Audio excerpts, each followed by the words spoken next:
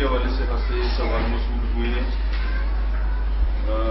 آپ نے فرمایا کہ خدا تو بندے کو معاف کر دیتا ہے، سوال یہ ہے کہ بندے کو یقین توبہ کیسے حاصل ہو جبکہ وجہ گناہ کو انسان جبلت اور خواہش کی صورت اپنے اندر زندہ لیتا ہے۔ خادم حضرات، ایک دفعہ دو بڑے شیخ بیٹھے تھے، تصوف کے امام بیٹھے تھے، خدا رسیدہ لوگ تھے۔ جنید بغداد بیٹھے تھے، ساتھ خواجہ ابو الحارث المحاسبی بیٹھے تھے۔ ایک شخص آ گیا، اس نے کہا اے شیخین کرام توبہ کیا ہے؟ تو انہوں نے کہا ابو الحارث سے پوچھو۔ تو خواجہ ابو الحارث نے کہا توبہ یہ ہے کہ گناہ تجھے ہمیشہ یاد رہے۔ پھر کہا جنید آپ کیا کہتے ہیں؟ تو جنید نے کہا توبہ یہ ہے کہ خدا گناہ تجھے کبھی یاد نہ آئے۔ خادم حضرات، ایک جواب بہت اچھا بھرپور سائیکولوجیکل ہے جو جنید کا ہے، ایک جواب جو ہے ڈاگمیٹک ہے، مستند ہے، وہ ابو الحارث المحاسبی کا ہے۔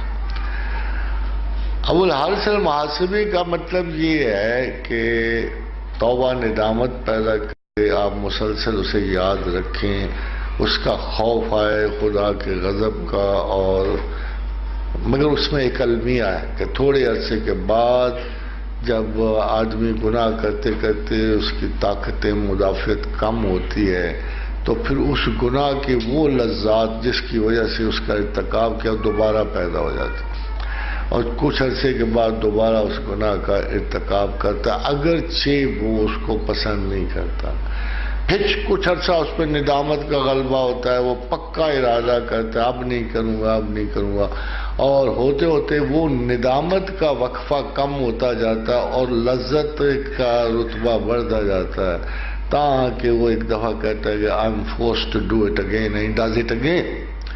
یہ ہے توبہ میں گناہ کو یاد رکھنا۔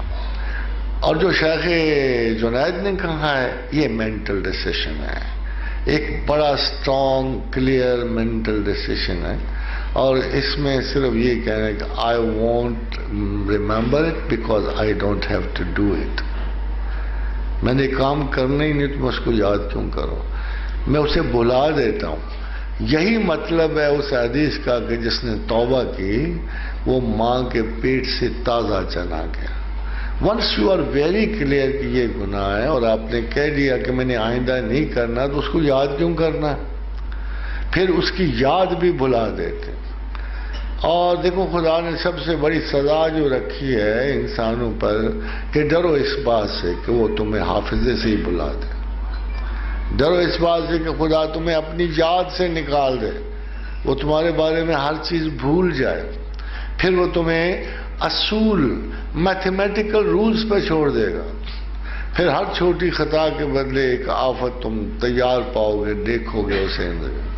تو میں جنید کے قول سے 100% متفق ہوں کہ توبہ ایک فیصلہ بھی ہوتا، فیصلہ کمزور بھی ہو سکتا، اس لیے جب اس میں دوبارہ دوران آئے گا تو وہ لذت گناہ سے نہیں آئے گا۔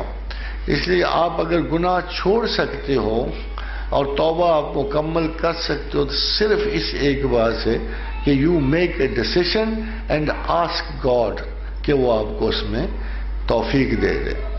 اب دیکھیے توفیق کیا ہے، وما توفیقی الا باللہ علیہ توکلت والیہ انیب، کہ تمام توفیق اللہ کی طرف سے ہے، استطاعت اللہ کی طرف سے ہے، اور ہے کیا اس میں صفت کیا ہے کہ توفیق والا خدا کی طرف بار بار جاتا ہے، علیہ توکلت والیہ انیب، اور یہی پیغمبروں کی صفت ہے، انہ اواب حلیم، کہ بار بار اللہ کو پلٹتے ہیں۔